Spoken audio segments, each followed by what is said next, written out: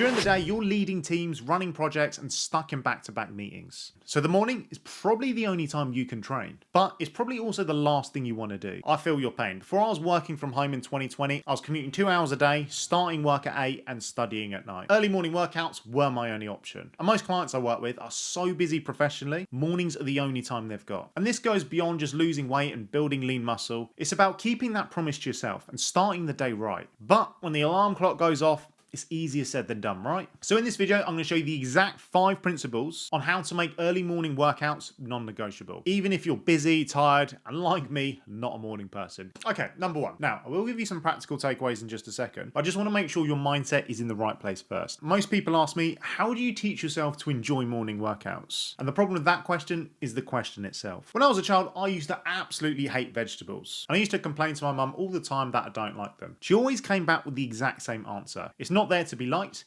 it's there to be eaten. At the time, I didn't really know what she meant, so I chucked the vegetables on the floor until I eventually got caught. But as you get older, you realise she was right. I don't always massively look forward to brushing my teeth or doing the food shop, but there are certain things that are there to be liked and there are certain things that are just there to be done. So rather than trying to worry about how to make getting out of bed all rainbows and sunshines, let's focus on making it as easy and likely as possible. And these practical tips will do just that. Number 2, less decisions. When it comes to the morning, we need to make sure it is easy for us to get from our pillow to our workout as possible. We do this by removing as many different opportunities for us to fail as possible. The dream scenario, you roll out of bed and before your feet even hit the floor, you're in your gym gear, sat on a bench with a weight in your hand. We are never going to get there, but let's try and get as close as possible. How do we do this? 2 ways. First, eliminate as many opportunities to fail as possible. Examples: don't hit snooze and give yourself time to talk yourself out of it. Don't schedule in checking work emails, doing housework, or a million other things before your workout. Remove as many things as possible from getting out of your bed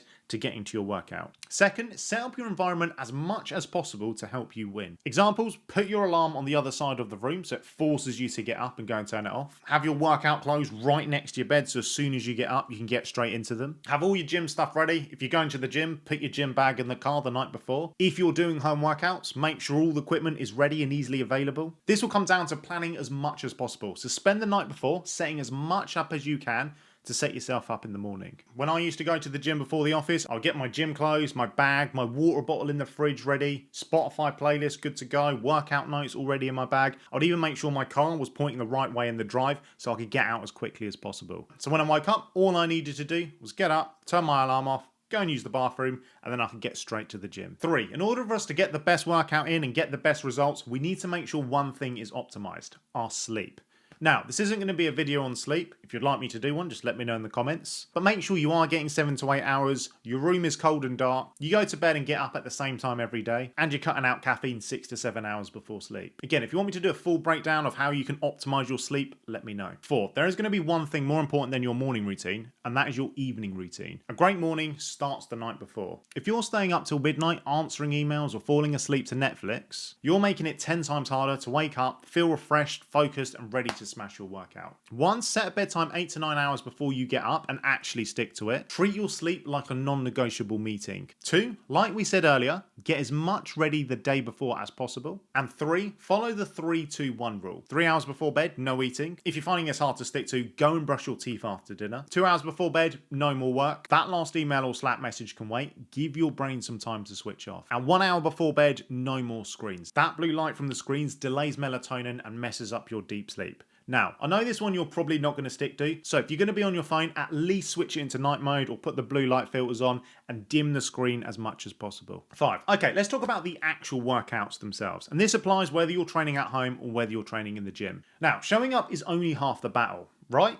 Wrong. That's just something people tell themselves to rationalize a lazy workout. You made it this far, you might as well get the most out of your workout. There is going to be nothing worse than dragging yourself out of bed at 5 PM only to waste your time on the wrong kind of training and see no results. So let me show you how you can get the most out of this. I'm assuming your goal is to lose fat, build muscle, and increase your energy. If that's the case, spending all morning on the treadmill or the cross trainer is going to be a complete waste of time. Instead, you need to be picking up those weights and lifting them. And yes, ladies, that includes you. Nothing fancy, just basic compound movements that are going to hit multiple muscle groups at once. Chest press and push-ups for your chest, shoulders, arms. Squats for your legs and glutes, lat pull downs or pull-ups for your back. Pick 4 to 6 of these exercises and do them for 3 reps for 8 to 12 sets.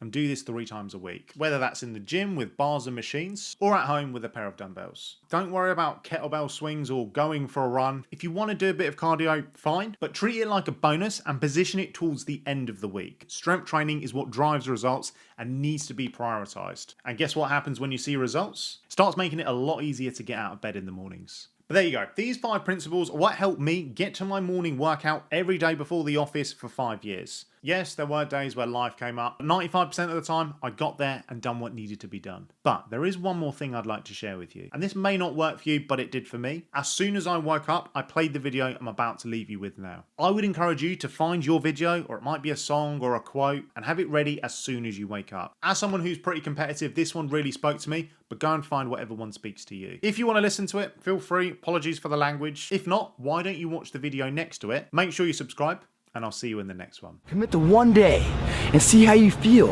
as you're jogging it back in around 5 or something, as your neighbors are still asleep. Or as you're jogging it back in at 6 o'clock and your neighbor's just getting up, grabbing the coffee, looking outside, wondering, what the day's gonna hold for them. Well, your day's already provided something for you. You see how that works? Mentally, you feel like, wow, man, that was fucking alive. And then you go about your day at work and your coworkers like, who the fuck, what happened to old Greg, man? This is who's this? That's right, the new motherfucker's here to stay.